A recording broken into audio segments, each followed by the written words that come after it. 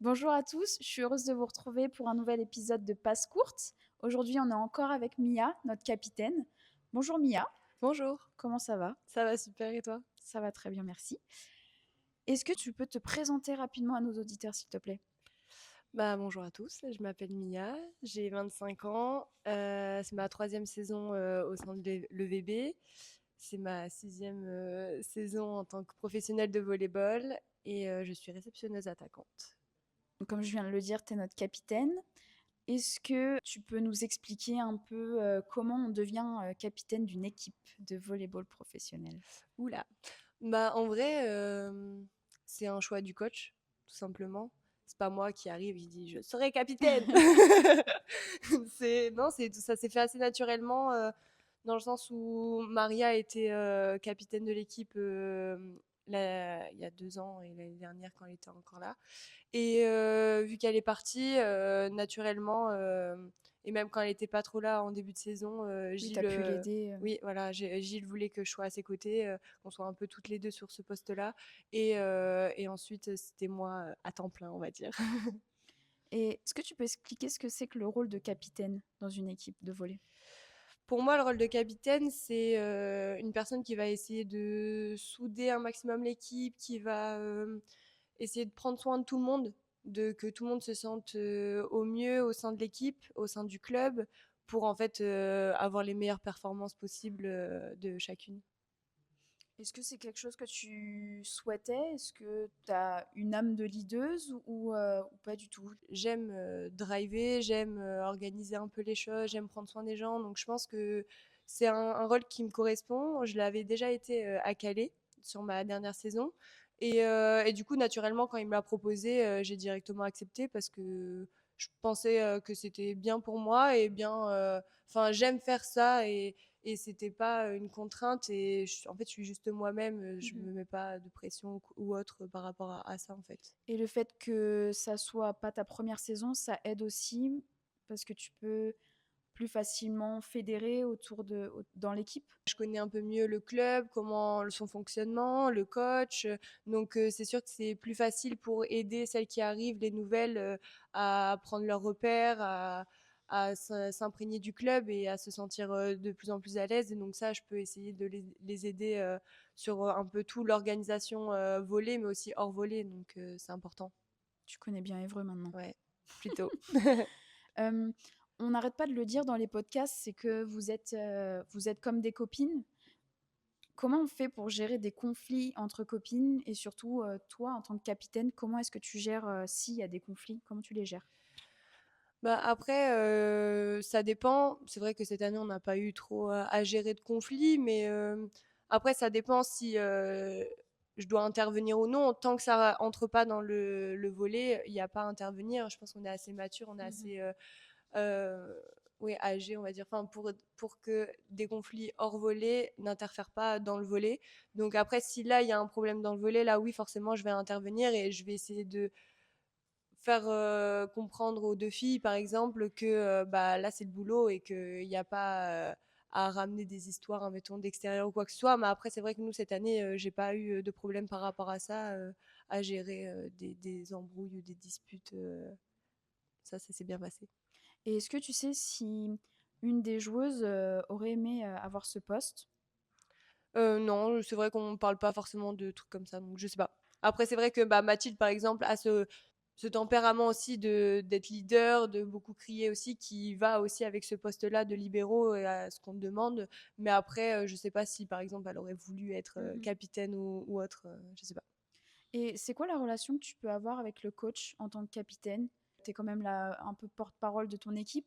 Est-ce que vous avez des échanges différents qu'avec les autres joueuses? Justement, je pense que je suis un peu son relais pour transmettre des informations, que ça soit pour les joueuses, que ça soit hors volée ou même volée. Mhm. Donc, je vais un peu faire la passerelle entre les deux, ou alors faire le relais aussi des filles si elles ont des choses à faire remonter, qu'elles osent pas forcément aller voir le coach pour en parler parce que c'est délicat, elles se sentent pas capables de le faire. Forcément, elles vont m'en parler pour que moi après j'aille l'informer et pour essayer de faire. En fait, je suis surtout un relais entre les 2 quand, c'est nécessaire. Après des fois, il y a des filles qui préfèrent directement aller par elles-mêmes, discuter de leurs problèmes ou quoi que ce soit et donc là, moi, j'interviens pas, et donc ça dépend.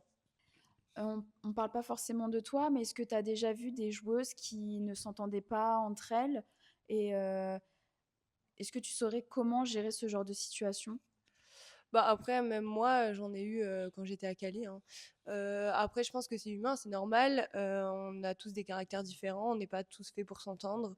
Après, comme je disais tout à l'heure, une fois qu'on est sur le terrain, c'est le travail, en fait. Donc, il y a plus à penser ça et on est là pour, un même objectif. Donc, on met va on met facilement ça de côté. Mais après, en dehors, c'est sûr que, bah, tu peut-être pas les meilleurs amis du monde ou quoi que ce soit, des fois, ça peut arriver. Mais c'est sûr que ça aide pas, je pense, pour un collectif à apprendre, à trouver une bonne osmose et tout. Et je pense que c'est ça que Évreux, on arrive à faire, c'est qu'en fait, en général, on arrive à être très soudés, donc il n'y a pas de tension, de filles qu'on n'aime pas. Je pense que ça, c'est aussi dans le recrutement. Quand ils font le recrutement, ils essayent de regarder forcément, ok, les qualités d'une joueuse, mais aussi son savoir-vivre et son caractère. Et je pense que c'est très important pour une équipe, en fait. On a une petite question piège. Est-ce que la capitaine doit forcément être la meilleure joueuse? Mais non, pas forcément. Non, non, je pense que c'est surtout un caractère. On peut très bien être capitaine, mais ne pas être sur le terrain, ne pas forcément jouer, ne pas être la meilleure. Ça n'a rien à voir. Je pense que c'est vraiment, on parle plus d'un leadership, ouais, d'un caractère, savoir organiser un groupe, savoir driver, savoir remobiliser, motiver, parler aux gens, mais pas forcément d'être la meilleure sur le terrain. Après, ça, c'est autre chose. On a parlé de rivalité entre joueuses d'une même équipe. Maintenant, on va parler de celle entre les autres équipes. Comment ça se passe ces confrontations? Bah, en vrai, ça change pas grand-chose. Oui, on est très amis, ou même avec Maria, par exemple, cette année. Mais on va être super contente de se retrouver. Mais c'est vrai que arriver sur le terrain pour le match, on se connaît plus en fait. Enfin, alors, j'ai envie de te dire, Chacun pour sa oui, voilà, on a toutes les deux envie de gagner, donc il y aura pas d'action gentille pour elle ou quoi que ce soit. Après, forcément, il y aura peut-être des petits sourires ou des petites chambres. On va se chambrer, quoi. Donc, ça va être d'autant plus fun, moi, je trouve. Et c'est vrai que là, j'ai le souvenir qui me vient en tête contre Maria, match de Vienne. Un moment, je vais essayer de lui jouer les mains, elle enlève les mains parce qu'elle me connaît très bien, elle me regarde, elle me charrie un peu, juste après je lui mets un gros bloc. Enfin, c'est des trucs sympas en fait et ça, c'est cool. Moi, je trouve, j'aime bien en fait jouer contre des potes parce que bah, ça ramène un petit supplément d'âme genre dans le match et c'est sympa. Est-ce que tu as déjà vécu un clash, on va dire, entre deux équipes? Mais vraiment quelque chose de négatif, pas de positif, pas de bon enfant. Bah là, qui me vient en tête, j'ai rien de spécial. Après, bon, il y a toujours des points litigieux où on est là, peut-être un peu à se dire non, mais elle ment ou quoi que ce soit. Mais après, c'est de bonne guerre parce qu'on ment toutes plein de fois si l'arbitre le voit Ah bon? pas. Non, mais voilà. Mais non, en vrai, j'ai pas de souvenir vraiment d'une action où il y a eu des mauvais comportements ou autre. Il y a pas. Donc pour toi, vraiment la rivalité entre joueuses, c'est plus un moteur positif qu'autre chose. Oui, c'est plutôt, bah, toutes les équipes ont envie de gagner. Après, on y met de l'agressivité forcément, mais jamais dépasser. Bah, on va pas passer sous le filet, aller se taper, tout ça. Non, ça, enfin, au volley, ça se voit pas, quoi. Enfin, on est assez intelligente, je pense, et pour On pas fera pas aller. référence au foot, du coup. Non, pas du tout. Non, mais c'est vrai qu'il y a très peu de débordements. C'est vrai que nous, on n'est pas un sport de contact déjà, donc il y a un filet qui nous sépare. On n'a pas le droit de célébrer en face. Donc en fait, tout le sport est fait pour qu'il n'y ait pas de débordement. Du coup, non, ça reste un match de volley avec deux équipes qui s'entraînent bah, toutes les semaines pour gagner leur match et qui vont tout donner, mais bah, il n'y aura pas ce supplément de trop, quoi. Pendant les JO, là, il y a eu une rencontre de beach féminine où c'était deux équipes Brésil et je sais Et plus. Canada. Où à un moment donné, ça commence à s'échauffer sur le terrain. Nous, dans nos petites villes, ça n'existe pas. Bah, on n'en voit pas souvent. Après, pour regarder énormément de matchs de beach volley, on n'en voit pas souvent non plus. Mm. Là, c'est arrivé, c'était médiatisé, donc forcément, ça a fait un peu le buzz.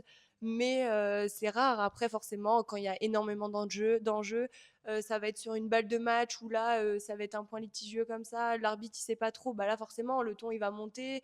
On va être un peu toutes sur les nerfs, mais c'est pas pour autant qu'il y aura des débordements. Mais ça peut forcément créer plus de frustration avec l'enjeu, en fait. On a demandé à nos fans sur Facebook et Instagram s'ils avaient des questions à poser à nos joueuses de manière générale. Donc on en a sélectionné 4 et je vais te les poser maintenant. Donc la première question, c'est de Seb Piozzo. Est-ce que Évreux est le club que tu apprécies le plus en termes d'ambiance? Oui, totalement.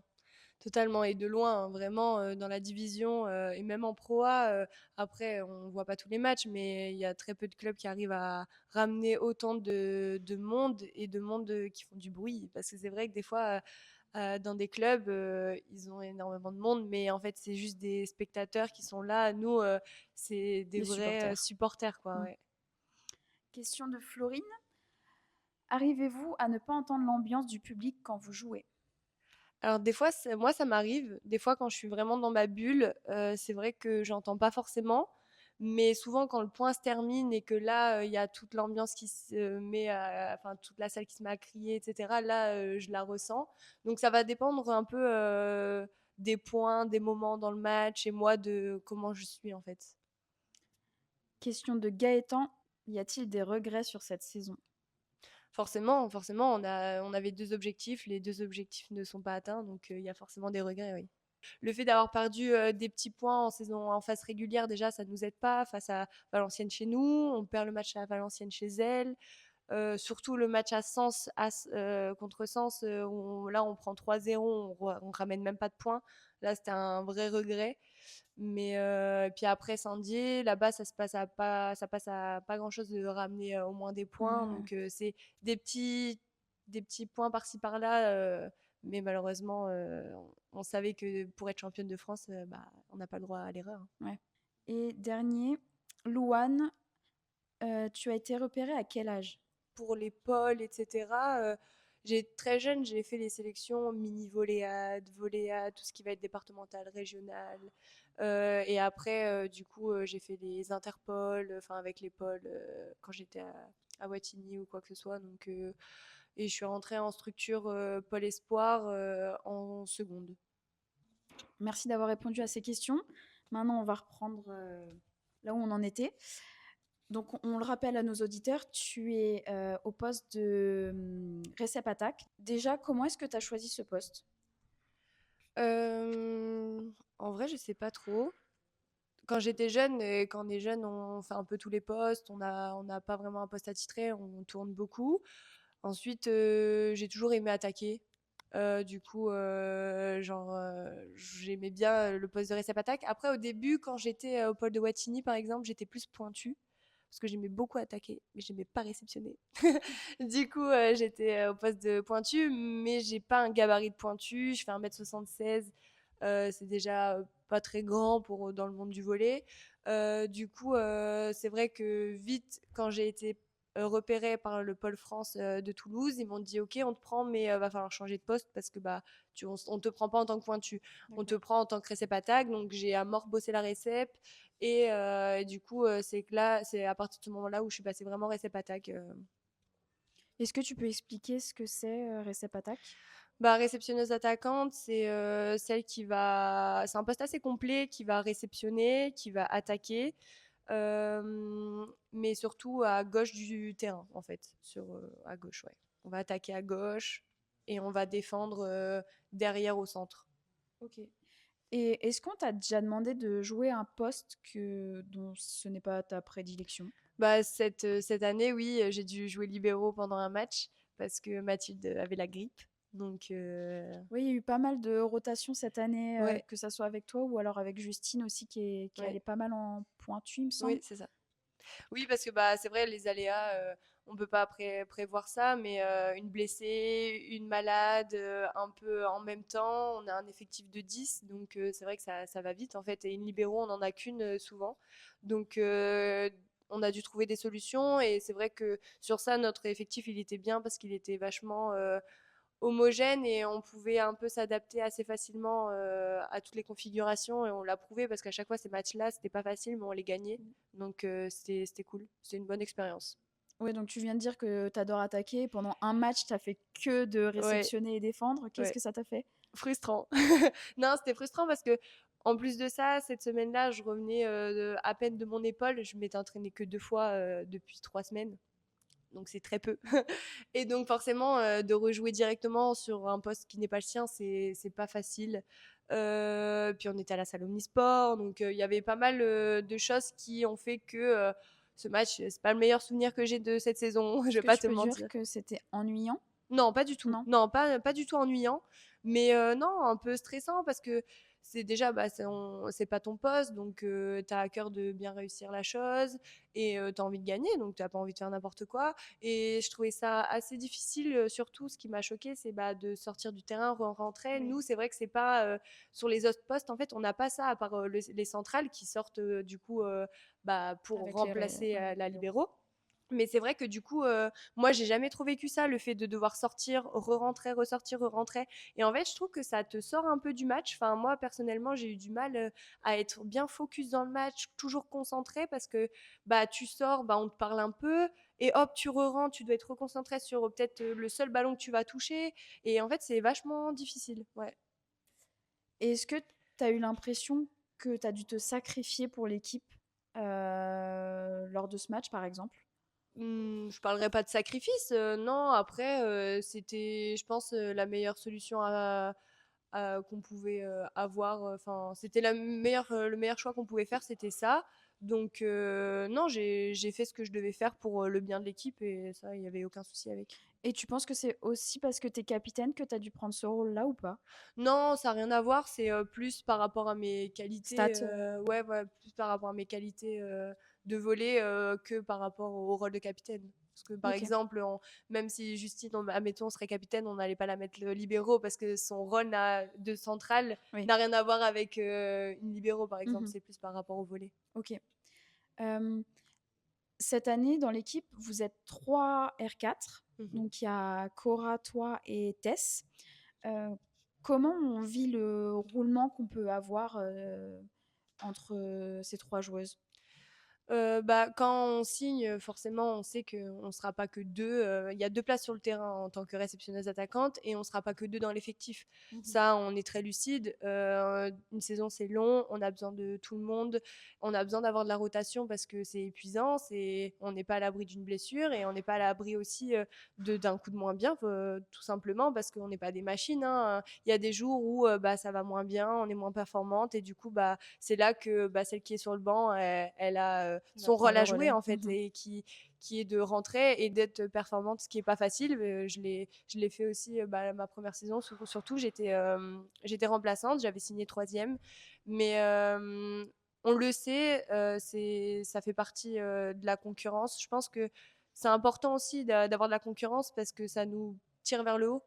Parce que forcément, on Faut peut mériter pas. sa place Ouais, pour être sur le terrain. bien sûr, faut mériter sa place, faut faire les efforts pour être sur le terrain et pour rester sur le terrain en fait. Parce que t'en as une toujours qui est derrière, qui pousse et qui a envie de prendre ta place. Bien sûr, de manière, comment dire, Amical. amicale et pas négative, Mhm. mais qui a envie de cette place-là aussi, qui est là pour ça.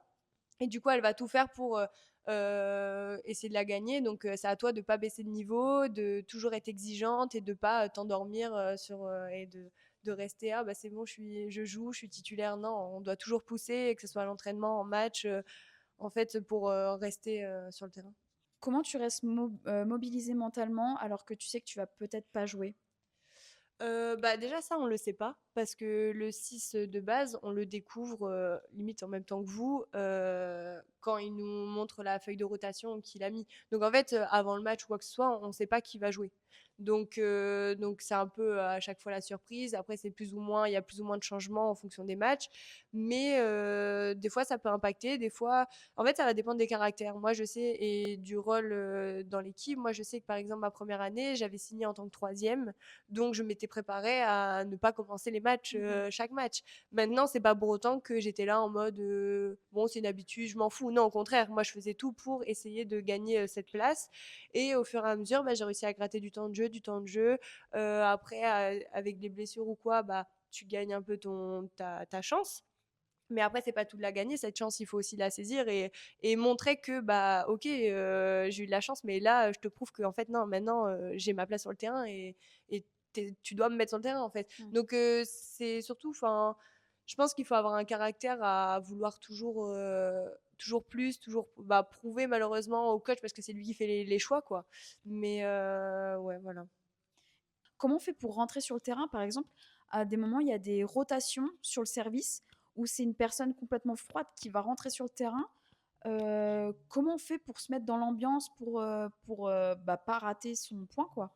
Bah, c'est pas facile. Après, on est plus dans une mentalité à ne pas se dire ah faut pas que je rate et plutôt ok je suis là pour justement s'il fait ce changement là c'est pour amener quelque chose c'est pas juste pour servir dans le terrain c'est pour essayer d'être plus agressif un service plus stratégique donc on sait qu'il y a la possibilité de faire la faute et c'est vrai que c'est pas facile parce que souvent on n'est pas hyper chaude même si on essaie de le rester sur le côté c'est pas facile de rester dans l'atmosphère Mhm. etc du match c'est différent que si on l'avait commencé ça c'est sûr.